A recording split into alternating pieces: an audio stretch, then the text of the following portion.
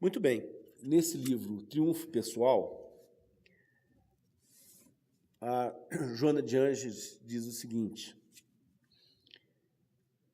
a causa principal da depressão é uma insatisfação do ser com ele mesmo. A causa está no espírito.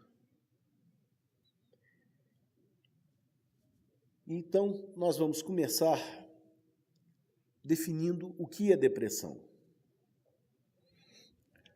Tristeza não é depressão. A tristeza é uma reação normal e saudável a qualquer infortúnio. Nós estamos num planeta de provas e expiações e nós passamos por grandes infortúnios.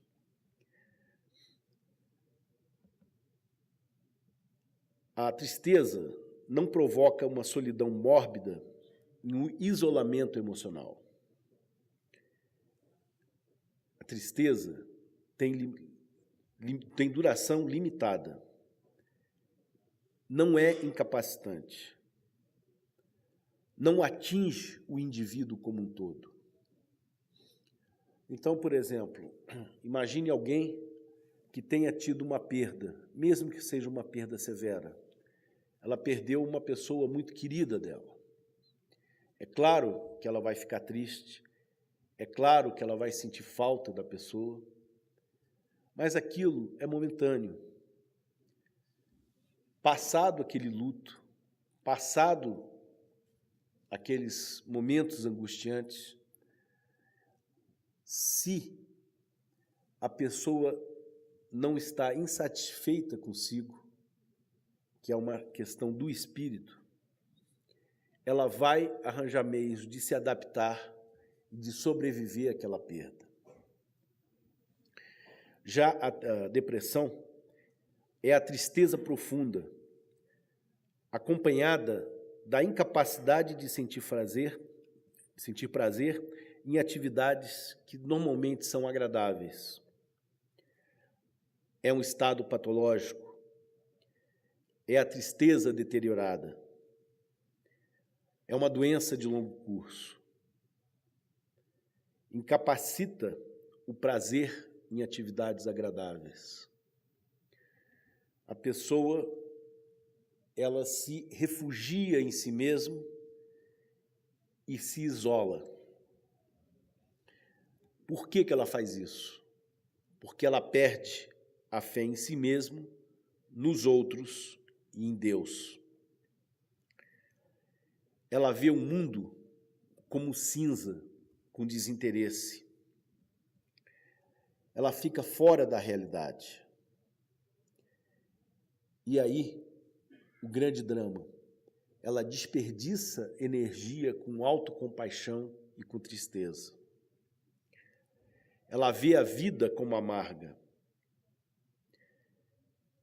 Isso, então, gera isolamento, medo e insegurança. Ela sofre e não evolui. Porque, observa uma coisa, todos nós estamos aqui para evoluir.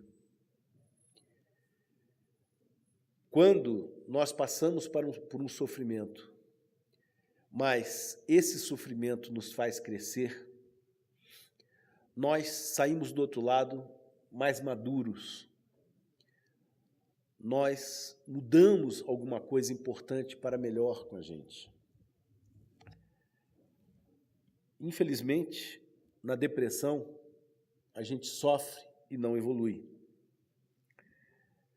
Basicamente, nós temos dois caminhos depois do erro. O primeiro é o desejável, é o aperfeiçoamento.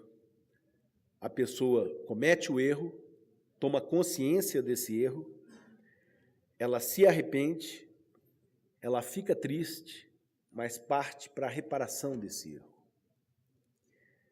Infelizmente, tem um outro caminho, que é o caminho do abatimento. Ela comete o erro, toma consciência daquele erro e vai para a culpa, para o remorso, e esse remorso gera depressão. Eu costumo sempre dizer que culpa é uma palavra que nós precisamos riscar do nosso dicionário. E eu lembro a passagem do Saulo de Tarso, em que ele era um homem de muita fé. Porém, ele não tinha ainda aprendido a amar. E na estrada de Damasco, ele, em cima da montaria, vê surgir uma luz extremamente brilhante. Era Jesus, o meigo nazareno, que chega para ele e diz: Saulo, Saulo, por que me persegues? Até aquele momento, ele, que era um homem de fé, ele entendia que todas as pessoas que tinham uma fé diferente da dele deveriam ser apedrejadas. Ele apedrejou Estevão. Então, naqueles dias de cegueira, ele reflete sobre as palavras de Jesus e ele toma uma grande decisão.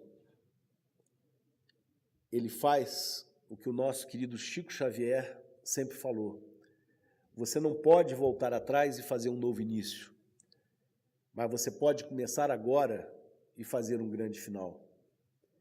E foi isso que o agora Paulo de Tarso, ele mudou o nome dele exatamente quando ele compreendeu isso, e ele decidiu que ele não iria ficar se culpando pelas bobagens que ele fez. Ele iria começar agora e ia botar junto daquela fé grande que ele tinha o amor que lhe faltava. E com isso, ele se transformou num dos maiores apóstolos do cristianismo. Então, veja só, todo mundo comete erros. Agora, quem comete erro não quer dizer que não saiba tomar decisão. Significa apenas que tomou uma decisão errada. Então, se nós tomamos uma decisão errada, nós precisamos aprender com esse processo para que não erremos mais. Por exemplo, a gente sabe que o aborto é uma coisa terrível para o espírito. Então, imagine que algumas das senhoras aqui no auditório tenham feito o aborto. Se esse for o caso, não fique se culpando. Aprenda com o processo e decida que daqui para frente você tem uma maneira melhor de viver a vida. Então, por exemplo, se você fez um aborto, você tem a oportunidade, por exemplo, de ir até um orfanato e dar carinho para aquelas crianças que não têm mãe. Você pode adotar uma criança, se quiser, mas não necessariamente. Mas, fundamentalmente, você pode, através do amor, recuperar-se daquele erro. A única coisa que realmente não convém é ficar emaranhado na culpa, porque a culpa não constrói nada, a culpa só gera sofrimento, ela não traz maturidade. Então, entendamos que nós estamos aqui para evoluir.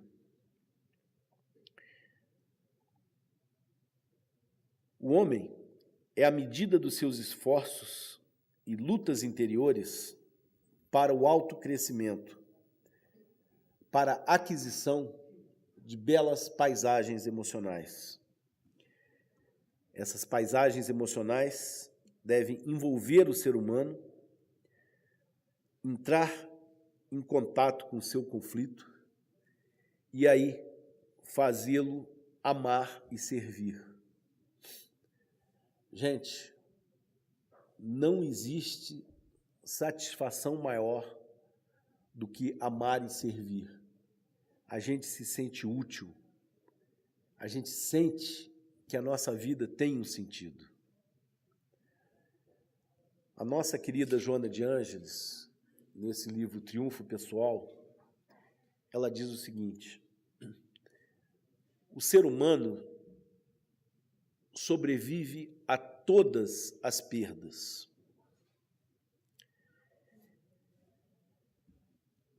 Menos ao seu objetivo existencial. Quando nós perdemos esse objetivo existencial, o nosso propósito de vida, aí que entra a depressão. O que é esse propósito de vida? O propósito de vida não é uma formação acadêmica, não é uma fonte de renda, não é uma terapia ocupacional, mas é algo que dá sentido à nossa vida.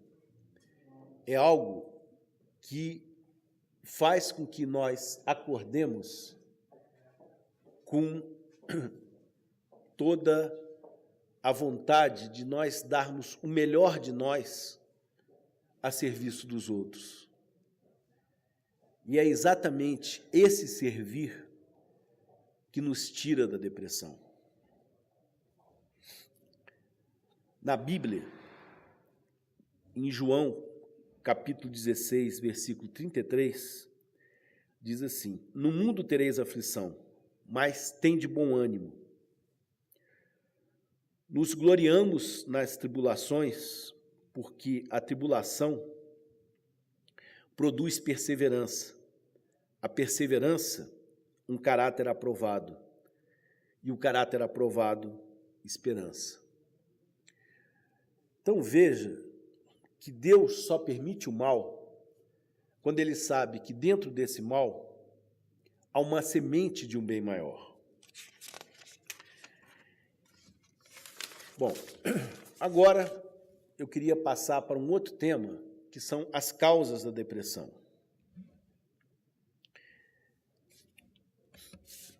A depressão tem a sua matriz no espírito, ou seja, na condição íntima do espírito. O espírito imortal é que gera os quadros físicos e emocionais. E é exatamente isso que vai fazê-lo caminhar em direção a Deus.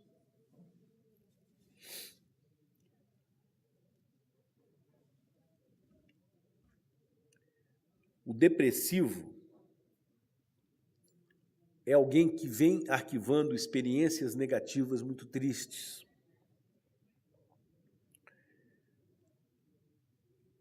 Nesse momento, eu queria colocar para vocês o seguinte: eu já atendi pessoas que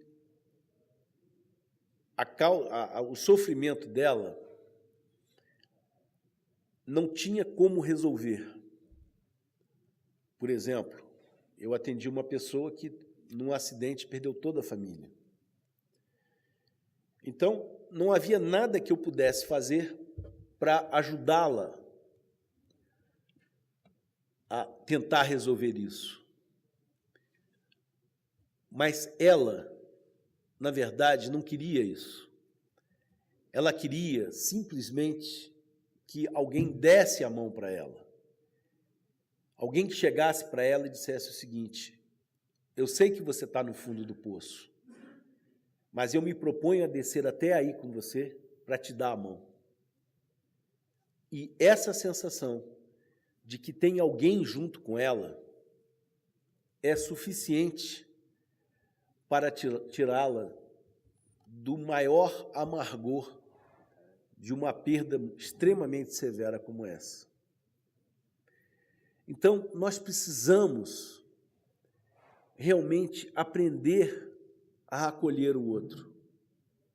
Se nós estamos numa situação um pouco melhor do que o outro, por que não consolar o outro? É tão simples. Amar é uma coisa tão simples. Infelizmente, nós, nesse mundo ocidental, em que cada vez mais se transforma num mundo materialista, num mundo onde a rapidez, o consumo passa a ser as diretrizes, a gente se esquece de amar. Mas é o amor que todos nós precisamos. Não há um único ser que não precise de amor.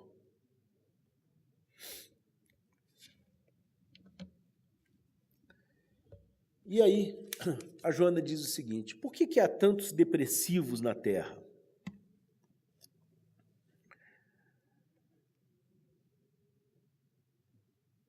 Porque a maioria acalenta ideias negativas, pessimismo e mal-estar. Veja só, nós temos um coquetel de mal-estar, que são os hormônios, o cortisol, ele faz a gente entrar em guerra, como a adrenalina. Em compensação, a dopamina, o hormônio do amor, faz a gente se sentir bem. Então, veja só, quando nós acordamos, nós não sabemos acordar. Imagina que você chegue de manhã, imagine que no dia anterior você passou por uma série de problemas, discutiu com o seu chefe no trabalho, discutiu em casa, e você acorda amargurada. Se você permanece nesse estado de amargura, você está botando para você esse coquetel de mal-estar. Mas se, ao contrário, você vai para o espelho, sorria e profetiza as vitórias que você vai ter naquele dia, se você é capaz de pensar positivamente apenas pelos primeiros segundos do dia, só isso daí faz com que você bombardeie o seu organismo com esse coquetel de bem-estar.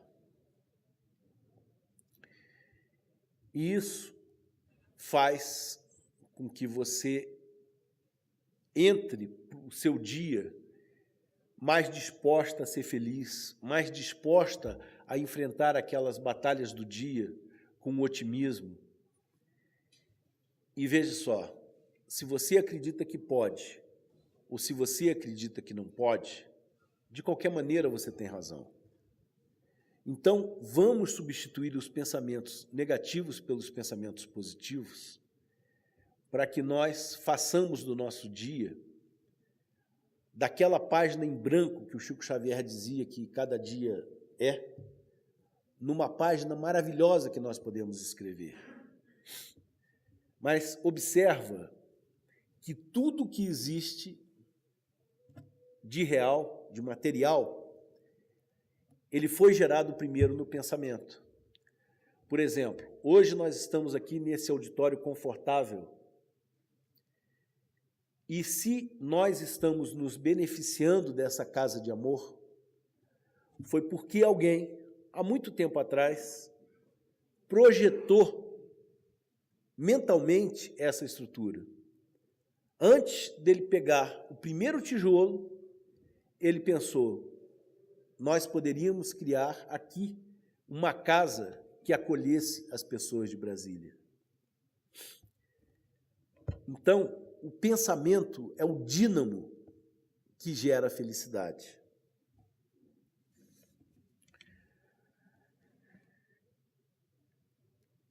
Infelizmente, o mundo atual está cheio de imaturidade espiritual. A maioria das pessoas vive para as necessidades orgânicas e materiais. Ela fica desatenta às necessidades espirituais. Ela não tem valores morais para enfrentar as vicissitudes, as dificuldades da vida. E a pessoa imatura espiritualmente, ela se torna egoísta. Ela se torna exigente, ingrata e rebelde. Essa pessoa imatura espiritualmente, ela vive com instabilidade emocional. Em vez de ter júbilo, ela tem tristeza.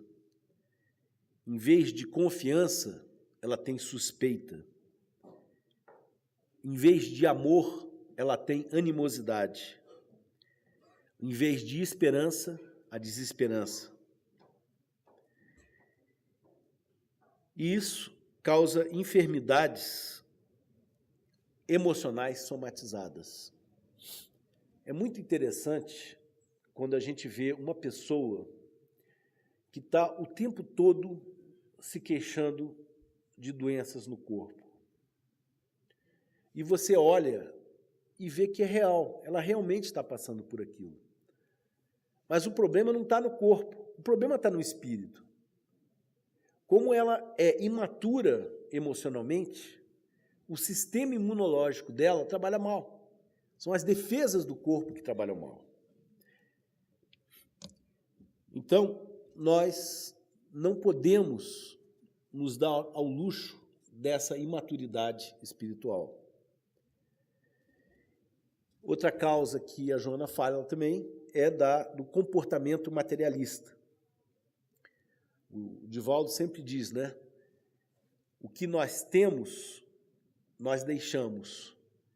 O que nós somos, nós levamos lá para o mundo real, que é o mundo espiritual.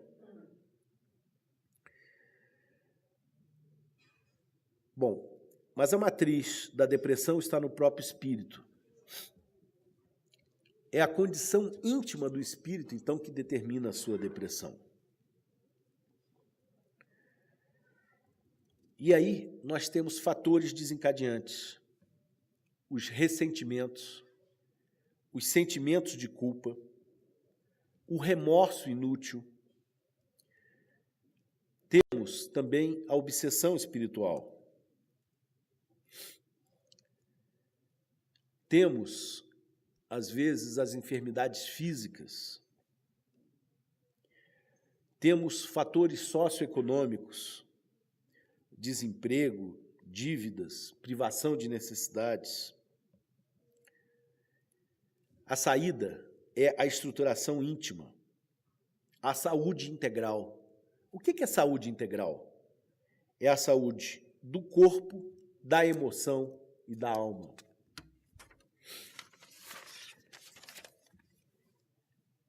Muito bem, isso tudo gera uma série de consequências. Gera angústias, fobias, solidão mórbida, isolamento emocional, um comprometimento severo da autoestima, um comprometimento profissional, social, familiar, afetivo e até sexual.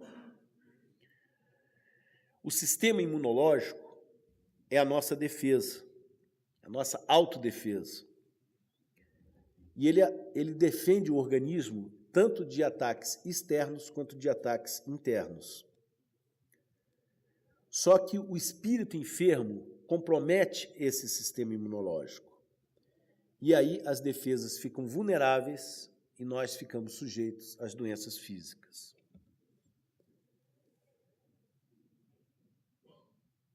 Nós temos como consequência da depressão, muitas vezes, os suicídios. O suicídio direto, que é uma autoagressão, porque a pessoa crê que ele, eliminando a vida orgânica, ele vai se livrar da dor. Isso é um grande, enorme, gigantesco erro.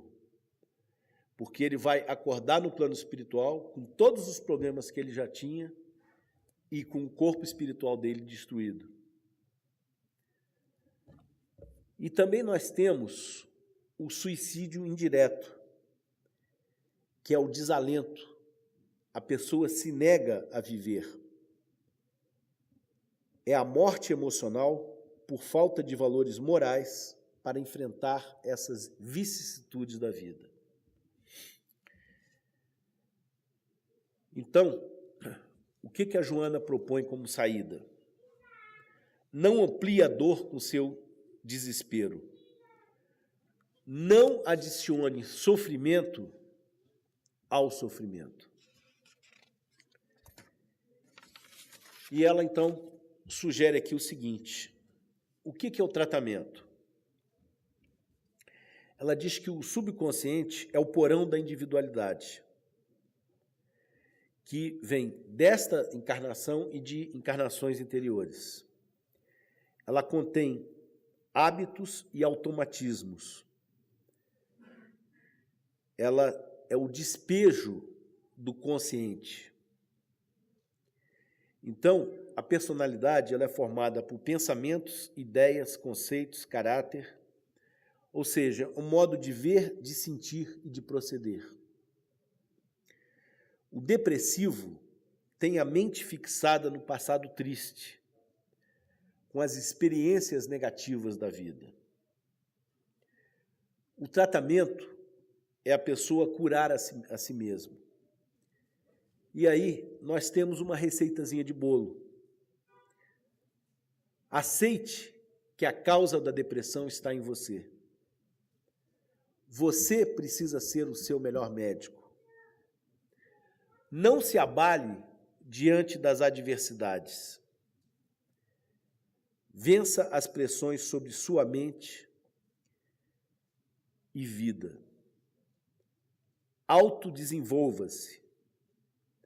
Estabeleça um programa de recuperação íntima. Mas isso só é possível através do autoconhecimento, de nós olharmos para dentro de nós.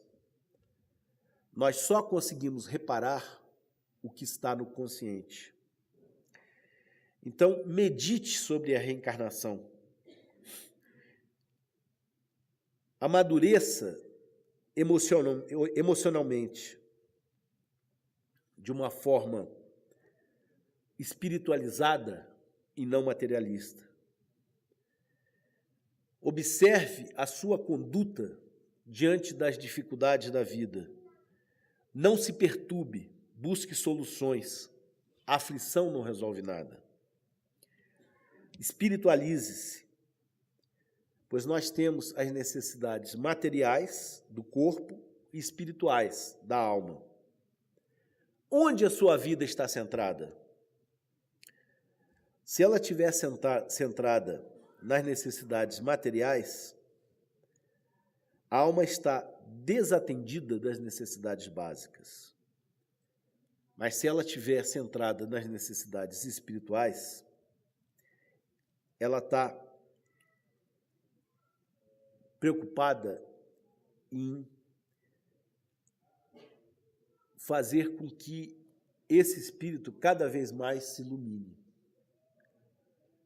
Gente, quando nós nascemos, nós temos uma grande quantidade de animalidade e muito pouca angelitude. O que isso quer dizer? Que nós somos muito mais animais do que anjos. A encarnação deve proceder de forma que, quando nós chegarmos no túmulo, nós tenhamos transformado essa animalidade na maior quantidade possível de angelitude. É para isso que nós estamos vivendo e estamos passando por um planeta tão cheio de aflições como a Terra. Então, desapegue-se, pois o apego leva à depressão e ao sentimento de perda. Eu conheço 2 pessoas que sofreram perdas nos seus... perderam uma perna. 2 mulheres. Uma chegou e disse assim: eu dançava, eu fazia academia, eu corria, minha vida perdeu o sentido. A outra chegou e disse assim: eu perdi uma perna, é verdade, mas eu me recuso a deixar de viver por causa de um pedacinho de perna. Sabe o que ela fez? Ela deu uma festa para comunicar para os seus amigos que ela continuava viva, que ela era a mesma pessoa de antes, apenas com um pequeno defeitozinho físico. Olha a diferença. Gente, o que importa não é o que acontece com você, e sim como você reage ao que acontece com você. Então, nós vivemos num mundo de transitoriedade dos bens materiais. Busque os valores espirituais para sempre. É a certeza da vida após a morte. Eu não sei se vocês já tiveram a oportunidade de ver aquele camarada que nasceu sem as pernas e sem os braços. É uma pessoa realmente fantástica. Ele se mantém, ele gera recursos, ele dá palestras e com o dinheiro das palestras ele se mantém. Ele casou e casou com uma mulher normal, então você imagina, ele não tem as pernas, ele é baixinho. Ele casou com uma mulher normal, teve 2 filhos normais, ele é um camarada de extremo bom humor. Tem um vídeo que ele está jogando futebol e ele está no gol. Mas você imagina, ele não tem braço nem pernas. Aí o camarada chuta e a bola entra no gol. Aí ele pega e tira a alegria dessa situação e diz: pois é, no gol eu sou meio frangueiro. Olha que interessante, né? Então, repare só o seguinte, isso é felicidade. É a pessoa olhar para o lado positivo da vida. Mas a Joana vai mais fundo. Ela diz o seguinte: perdoe sempre, porque a mágoa envenena. Liberte-se do desgaste que a mágoa provoca. Enquanto que o perdão traz benefícios. Ele liberta a alma. O agressor vira devedor. Então, olhe para o lado bom do agressor. Não vire juiz desse seu agressor.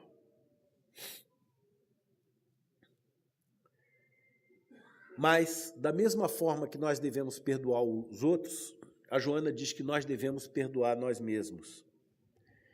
Então, tire lições dos seus erros, supere a culpa, insista na conduta correta. Ore, pedindo forçar para recomeçar. Levante-se infinitas vezes. Não importa o número de vezes que você caia, o que importa é o número de vezes que você levanta. Vença as tendências pelo esforço, reforce a vontade. Atitudes negativas levam à depressão. Atitudes positivas levam à prevenção ou à cura.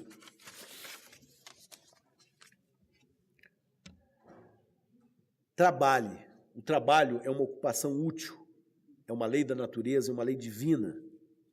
Ela é uma necessidade, o trabalho é uma necessidade, é uma fonte de equilíbrio, pois a ociosidade traz prejuízos morais. Trabalhe pela alegria de ser útil. Muitas vezes a gente vê pessoas que se aposentam e essas pessoas eram extremamente ativas na vida profissional. Aí elas se aposentam e passam a se sentir inúteis. E aí elas começam a morrer. Gente, Tem tanta coisa que a gente pode fazer.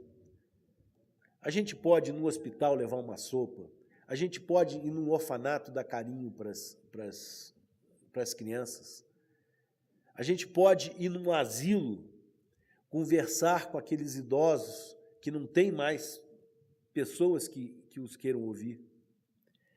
E isso dá sentido à nossa vida. Higiene-se mentalmente. O pensamento é energia poderosa e atuante. O pensamento negativo mina a resistência espiritual e fisiológica. Faça prece. Muitas vezes a gente faz uma prece pedindo que a espiritualidade nos tire de uma determinada situação.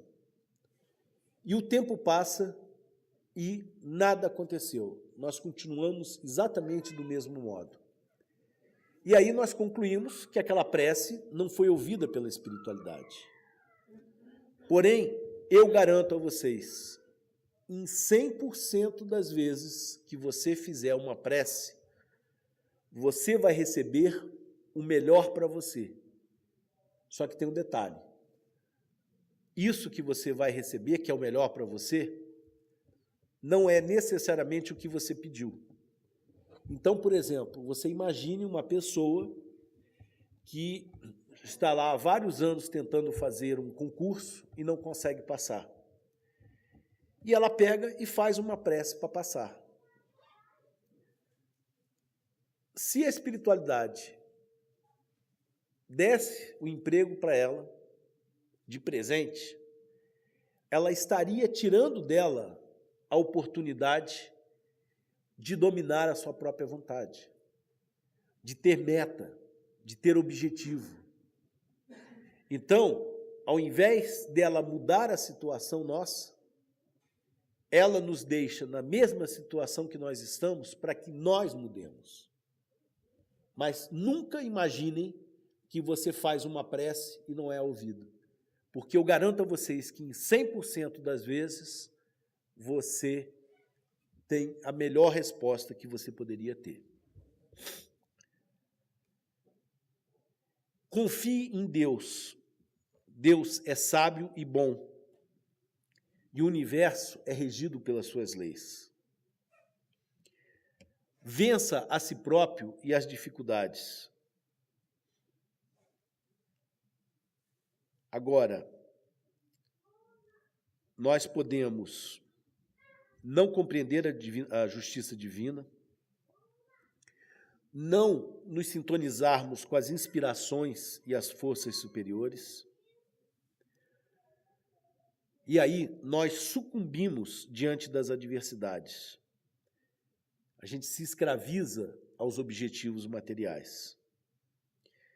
Então, cresça, busque uma resignação dinâmica, agradeça a vida, rejubile-se, sorria, medite, aprenda, corrija-se, avance, liberte-se.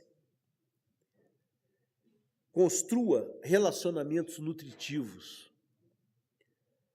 Sonhe, trace metas adequadas. Evite comparações.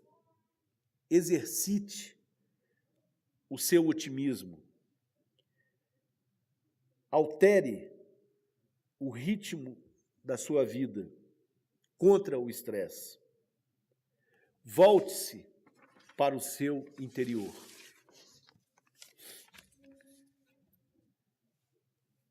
E a Joana de Ângeles diz o seguinte: nós temos uma arma poderosíssima a nosso favor, que é a esperança.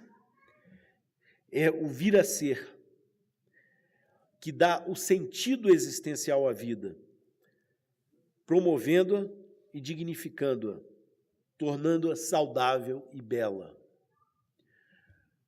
Construa um propósito de vida para você. É isso que tira a gente da depressão. Olha, eu já atendi muitas pessoas no consultório com depressão, mas eu afirmo para vocês, eu nunca atendi uma pessoa com depressão que tivesse um propósito de vida. Todas as pessoas deprimidas que chegavam lá, chegavam sem um propósito de vida. Ela acordava de manhã e não sabia o porquê que ela estava viva.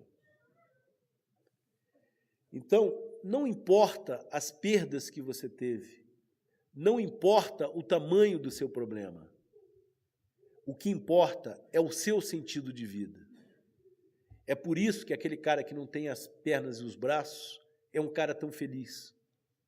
Porque ele tem perdas severíssimas. Ninguém gostaria de estar na situação dele. Mas ele tem o mais importante. Ele tem o propósito de vida.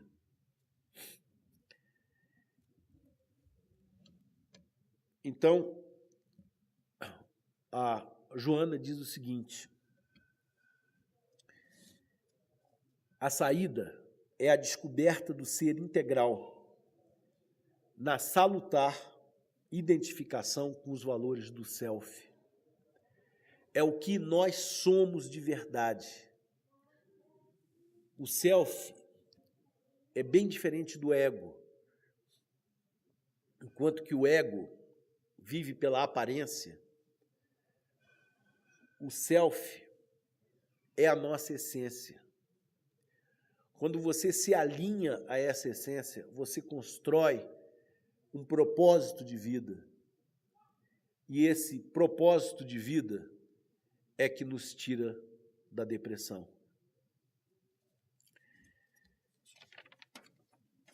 Gente, o meu tempo acabou,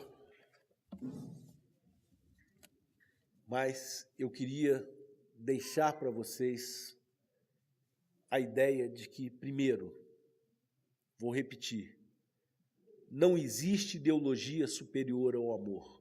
Todos nós precisamos de amor e todos nós podemos dar o amor.